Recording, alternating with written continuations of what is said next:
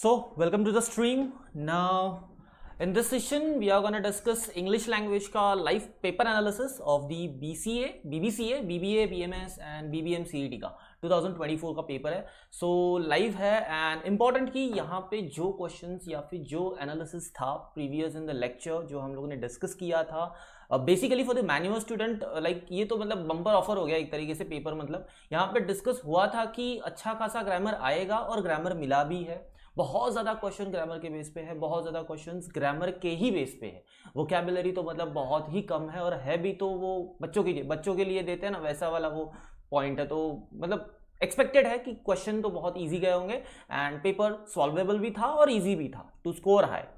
Now here we have some social media handles on Instagram and Facebook. You can follow us on Instagram and Facebook, and also if you want to join us on the Telegram and WhatsApp, you can join there.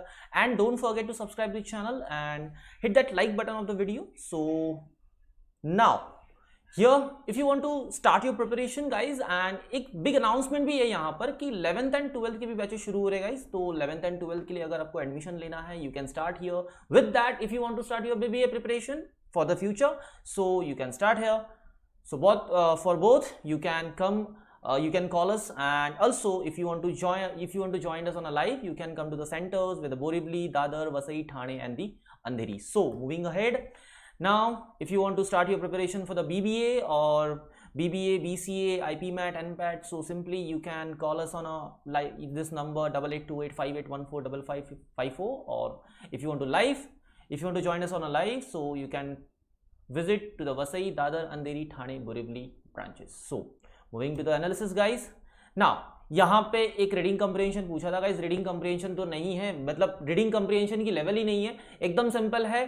Fact based questions पूछे हैं, कुछ नहीं पूछा है, सिर्फ fact based question पूछे हुए. जो जैसा दिया है आपको मार्क करते जाना है. जस्ट आपको रीडिंग करनी है. 10th में आते हैं ऐसे पैसेज, तो सॉल्व करने के लिए कोई डिफिकल्टी नहीं होनी चाहिए. आपने पैसेज तो रीड कर लो and pause the video and start reading it the passage, so you can get an idea कि ये आपको क्या क्या आंसर करना था. And here is the question guys. यहाँ पे देखो फिलअप को बहुत ज्यादा इन लोगों ने टारगेट किया हुआ है पेपर में, तो फिलअप के ऊपर बहुत ज्यादा फोकस था guys.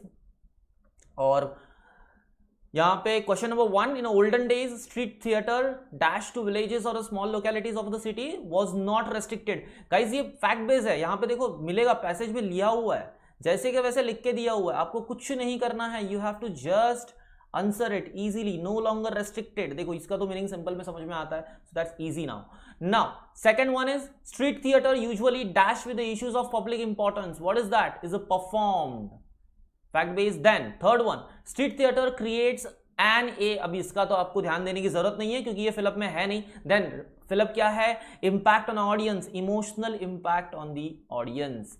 And the fourth one, street theatre is a dash to the stage, affordable to the stage. यहां पर अफोर्डेबल, यहां पे कहीं पे आपको गूगल पे दैन वगैरह मिल जाएगा, तो वो उनकी तरफ से जो भी है वो छोड़ दो. ध्यान दो कि आपका आंसर क्या होना चाहिए, affordable to the stage.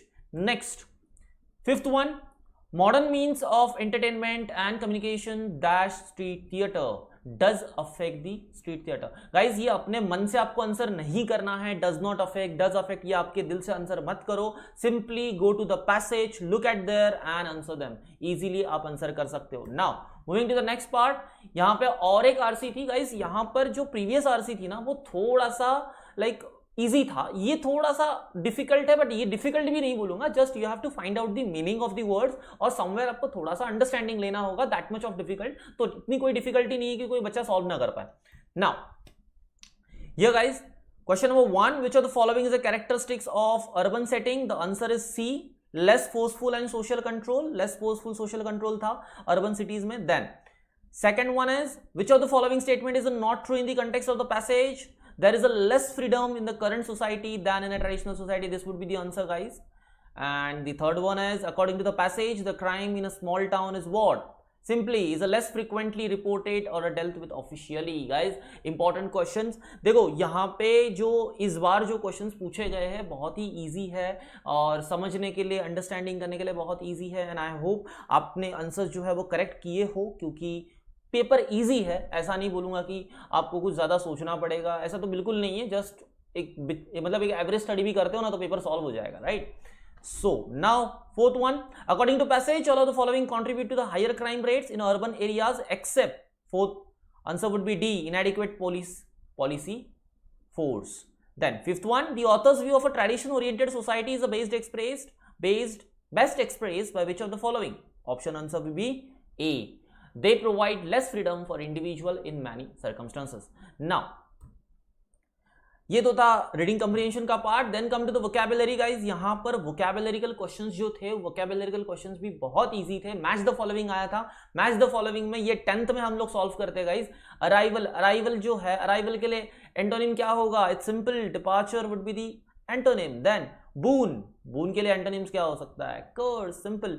Roar करना मतलब चिल्लाना, सिंपल. उसके लिए एंटोनिम क्या हो जाएगा? विस्पर. एंड ऑनर के लिए अपोजिट डिसऑनर, सिंपल. देन एक एंटोनिम अलग से दिया था, ओपन के लिए एंटोनिम क्या होगा? क्लोज. अब यहां पे भी एक ट्रिक समझाई गई थी, अनलॉक, एक्सपोज्ड, क्लोक. अब ये डी ऑप्शन एक बार चेक कर लो गाइज, आपको अगर पता हो तो चैट बॉक्स में बताना कि डी ऑप्शन क्या था, बिकॉज यहां पे आई थिंक कोई और भी ऑप्शन हो सकता है. So you can put in the chat box कि what exactly it is, but the answer would be close your answer. Now synonyms पूछे गए थे. सिनोनिम्स में भी बहुत ज्यादा कुछ इतना डिफिकल्ट नहीं था. सिनोनिम्स भी मैनेजेबल थे. You can easily answer them. Now angry के लिए सिनोनिम क्या होगा? एंग्री, सिंपली काम would be the synonym for this.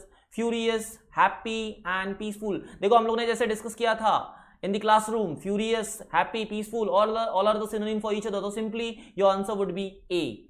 Then second, it would be impertinent to suggest that he was generally wrong. अब impertinent का मतलब होता है simply wrong बोल सकते हो या फिर disrespectful बोल सकते हो. तो यहाँ पे disrespectful मतलब negative tone. Negative tone का मतलब हमें नीचे क्या ढूंढना होगा? Negative ढूंढना होगा. Impartial बोल नहीं सकते because there is no comparison. Comparison तो है नहीं. तो that means ये आंसर होना नहीं है. बचे दो. यहां पे फेयर एंड करेक्ट पॉजिटिविटी में जाते हैं, तो पॉजिटिव है तो हमें तो नहीं चाहिए, हमें चाहिए क्या? Negative one. So answer should be C. Option A and B gets eliminate. So easy option हो गया. Then coming to the grammar section. देखो गाइज, जैसे बोला गया था ग्रामर सेक्शन लाइक बहुत ज्यादा और बहुत अच्छे से दिया हुआ है. बहुत ही ज्यादा फोकस किया गया ग्रामर सेक्शंस पे. Maybe they are aware of कि बच्चे अभी 12th में से आए हो, so maybe on that part उन्होंने पेपर को इजी रखा है. But don't be like that कि नेक्स्ट ईयर इजी होगा. तो अगर उसकी प्रिपरेशन करनी है तो join us, and if you are getting something from the video, hit that like button and subscribe the channel so you get updated with the videos. Now यहां पर देखो, find types of tenses. Tense guys बोल के थक गया मैं. Tense करके जाओ, वहां पे टेंस मिलेंगे और मिला. देखो, the king had never before led his troops in battle. Guys यहां पर हैड लिखा हुआ है. जब भी हैज, हैव, हैड दिखे ना गाइस, एक ही टेंस याद आता है, that is perfect. And perfect में भी हैड का नेचर क्या है? It's a past one. So answer should be what? Past perfect tense. Guys आग बन के आंसर कर सकते हो. Choose relative pronoun tricky question था. समवेयर अगर कोई पर्सन यहां पर ध्यान नहीं देता है, may be he would get confuse. यहां पर गाइज ये जो है ना रिलेटिव प्रोनाउन फाइंड आउट करना था, और यहां पे फर्स्ट पर्सन प्रोनाउन होना चाहिए. हु का मतलब यहां पे आप फर्स्ट पर्सन पर्सपेक्टिव से बात कर रहे हो तो हु आना चाहिए. हुम नहीं आ सकता, ये गलत हो जाएगा. तो who would be your correct answer. Then phrasal verb. Phrasal verb easy है. फ्रेजल वर्ब के लिए आपका आंसर क्या होना चाहिए? गोइंग अराउंड, बिकॉज बाकी सब तो नॉनसेंस है. Counting on would not be the right one, getting on would not be the right one, and taking around also not the correct answer. So option B would be your correct answer. Now third one, correct form of interrogative pronoun. This is very interesting question, because यहां पे एक interesting चीज है guys. देखो, पूछा गया है interrogative pronoun. तो अगर आप ध्यान नहीं दोगे और जस्ट आप इंटरोगेटिव सेंटेंस को फ्रेम करने जाओगे, you would have been confuse कि बाबा यहां पे तो सारे आंसर करेक्ट है, ये दिखाई देगा. बट ऐसा नहीं है. इंपॉर्टेंट है इंटरोगेटिव प्रोनाउन चाहिए. तो where is not a pronoun, why is also not pronoun, when is also not pronoun. Basically when is what? It's a preposition guys. Then where is also what? Is a prepositional type. Then why is also it's a question tag. And simply B, who is your interrogative pronoun. Next, moving to the next point. Now correct verb. देखो guys, tense के base पे, tense के chart को 10 बार देखने बोला है. Tense के chart को देखो, इसीलिए बोलता हूं टेंस के चार्ट कितने इंपॉर्टेंट है. यहां पे देखो वर्ब के बारे में पूछा गया. वर्ब के 5 फॉर्म्स इंपॉर्टेंट होते हैं. टेंस के मैटर में भी इंपॉर्टेंट होते हैं. And when you are gonna attempt this type of questions, बहुत इंपॉर्टेंट हो जाते हैं. Now unless we start now, we can't be on time. यहां पे start would be your correct answer. यहां पे स्टार्ट्स नहीं होगा. स्टार्ट जो है V5 में आता है, and it's basically sense what? It's a singular one. It's a singular one, because verb के आगे अगर आप एस लगा दो तो व्हाट क्या होता है, वो सिंगुलर हो जाता है, एंड उसी जगह पे अगर नाउन के आगे लगा दो तो वो क्या हो जाएगा, प्लूरल हो जाएगा. दैट सेंस इंपॉर्टेंट है. Now next, this book is not long, I will have to read it by lunch time. देखो यहां पर परफेक्ट टेंस था, आपको परफेक्ट टेंस पर फ्यूचर परफेक्ट टेंस में बात करनी थी, एंड दैट इज इंपॉर्टेंट. ना अगर इसके ऑप्शंस आपको पता होगा इस, तो ऑप्शंस जो है वो चैट बॉक्स में बता देना. Then third one, the servant, यहां पे जो क्वेश्चन था ना, वो क्वेश्चन ये था कि दी सर्वेंट वर्क लिखा था, ब्रैकेट किया था, एंड सिंस मॉर्निंग. नाउ यहां पे आपको वर्क जो है वो सही है कि नहीं ये गेस करना था, एंड उसके बेस पे आपको इसको मॉडिफाई करना था, लाइक करेक्ट करना था. इन शॉर्ट ये करेक्शन हो गया एक तरीके से. अब यहां पे करेक्ट वर्ब आपको यूज करना था. करेक्ट वर्ब यहां पे होना चाहिए has been working. There is a trick guys to understand this. यहां पे सिंस लिखा हुआ है, तो जब भी सिंस आता है ना, the matter would be has been और else you can use a have been. इन दोनों में से आप एक चीज यूज कर सकते हो, ज्यादा अच्छे से आपको समझ में आएगा. सिंस के मैटर में यही होता है, तो सिंस जब भी आता है तो सेंटेंस को इस तरीके से फ्रेम करना समझ लो, इजी है. Use correct article. आर्टिकल यहां पर आर्टिकल यूज करना बहुत इजी था. ऑनरेबल होता है, हॉनरेबल नहीं होता, एच प्रोनाउंस नहीं होता, ओ प्रोनाउंस होता है, and this is a vowel, तो वोवेल के केस में क्या आएगा, answer would be an. Next, proper conjunction. Proper conjunction यहां पे क्या यूज करोगे, I read the paper because. Hence answer नहीं होगा गाइज, एज भी आंसर नहीं होगा. एज साउंड्स राइट के फंडे में राइट लगता है, साउंड्स राइट का फंडा अप्लाई मत करना, आंसर गलत होगा. Option A would be your correct answer. Next guys, यहां पर भी अगेन प्रीपोजिशन यूज करना है. प्रीपोजिशन यूज करने के लिए आपको क्या करना होगा, ही वॉज किल्ड, यहां पे क्या करेंगे, by the robber, and last में हैटशेट. अब बाय के लिए दो है, विथ क्या होगा, विथ हैटशेट. सिंपल. बिहाइंड तो आएगा नहीं, because behind is a locative, right, location दिखाता है, तो ये तो गलत होगा, ये भी गलत हो जाएगा और ये भी गलत हो जाएगा. Then fill in the blanks. Fill in the blanks तो भर भर के आए थे गाइस, मतलब अगर क्वेश्चंस की भी बात करो तो क्वेश्चंस में भी बहुत ज्यादा fill in the blanks indirectly पूछे गए थे, and fill in the blanks पे ही पूरा पेपर था actually.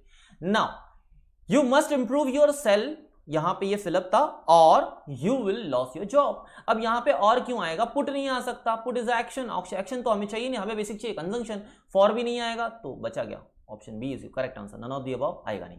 Now second one, the court of session had dash verdict. Guys ये थोड़ा सा कंफ्यूजिंग है, बिकॉज अगर आगे कुछ लिखा नहीं है, like till the date, till the next day, till the that time, ऐसा कुछ लिखा होता तो शायद हम इसको गेस कर पाते, बट यहां पे थोड़ा सा कंफ्यूजिंग ऑप्शन आते हैं, held over and held on to. Guys दोनों भी करेक्ट है. इन शॉर्ट अगर दोनों भी करेक्ट है, अगर ग्रामेटिकली सेंस देखो तो, क्योंकि वर्डिक्ट के बाद अगर टाइम देते हैं तो we can say held over. यहां पे held over would be the correct answer. अगर वर्डिक्ट के बाद अगर कुछ लिखा होता कि इसको पोस्टपोन किया हुआ, अगर पोस्टपोन का सेंस होता तो held over would be correct answer grammatically, but then held on to would be your correct answer. कि यहां पे सेशन कोर्ट ने क्या किया है, अपने वर्डिक्ट पे वो स्टेट है, मतलब वैसे ही है, फिक्स है.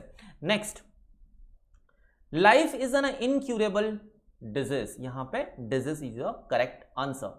Then the thief hide himself in the cell. यहां पे सेल क्या है, इट्स बेसिकली जेल का एक रूम होता है, तो उसके लिए ये सेल यूज किया गया है. तो बाकी के जो जितने भी सेल है ये सब रॉन्ग हो जाएंगे, राइट, ये सब रॉन्ग है.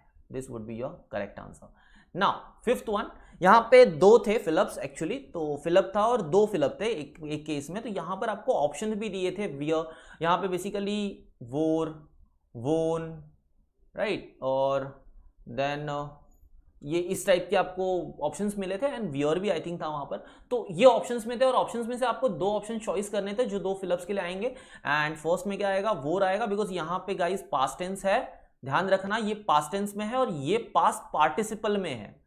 Important, participle. अब ये कहां से समझ में आया कि ये पास्ट पार्टिसिपल है, नथिंग बट दी हैज. ये हैज पे ध्यान दोगे तो सब समझ में आ जाता है. परफेक्ट टेंस है, पास्ट पार्टिसिपल आना ही है. नेक्स्ट, अगेन फिलअप गाइस, यहां पर आर्टिकल यूज करना था. Confusing, confusing, union, union.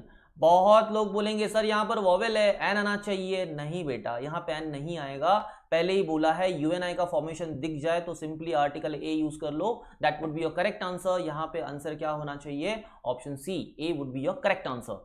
Then second one, dash going to concert tonight. यहां पर we are going to concert tonight answer होना चाहिए. यहां पे ऑप्शंस क्या है गाइस, ऑप्शंस एक बार चैट बॉक्स में बता देना, बिकॉज थोड़े से ऑप्शंस जो है वो मिस हो गए, तो ऑप्शंस को डाल दो चैट बॉक्स में. देन वर्बल, यहां पे इडियम एंड फ्रेजेस एक ही क्वेश्चन पूछा गया था, एंड हिट अपॉन एक फ्रेज है एक्चुअली हिट अपॉन। अब हिट अपॉन फ्रेज के लिए आपको सिमिलर वर्ड फाइंड आउट करना है, तो हिट अपॉन के लिए सिमिलर वर्ड क्या होगा, दैट वुड बी फाउंड। सो ये इंपॉर्टेंट क्वेश्चंस या एनालिसिस जो था बीबीए का, अभी जो एग्जाम हुई उसका, तो इस एग्जाम में गाइस जो पेपर था, पेपर बड़ा इजी था, सिंपल था। यू कांट से दैट कि मॉडरेट लेवल भी है, मॉडरेट लेवल भी मैं नहीं बोलूंगा। अगर बच्चे ने स्टडी, अगर एवरेजली भी स्टडी की हो ना घर पे बैठ के, तो भी वो बच्चा सॉल्व कर लेगा। क्लासेस ज्वाइन करने के बाद तो उसके लिए तो ये स्कोरिंग पेपर है एक तरीके से, तो आराम से स्कोर हो जाता है। So guys this much of the session and I hope you got all your answers and आपने अच्छे से परफॉर्म किया हो एग्जाम्स में। So if you are planning to prepare in future other one, अगर कोई प्रिपेयर करना चाहता है, अगर आप 11th एंड 12th को ज्वाइन करना चाहते हो, तो if you want to start preparation with us, so simply you can join us, you can call us on this number 8828581455, or else you can come to visit to the center Vasai, Dadar, Andheri, Thane, Borivali, यहाँ पे हमारी branches है, you can join there simply. So like the video and share this stream with the others so they can get help with this, and subscribe the channel. Thank you.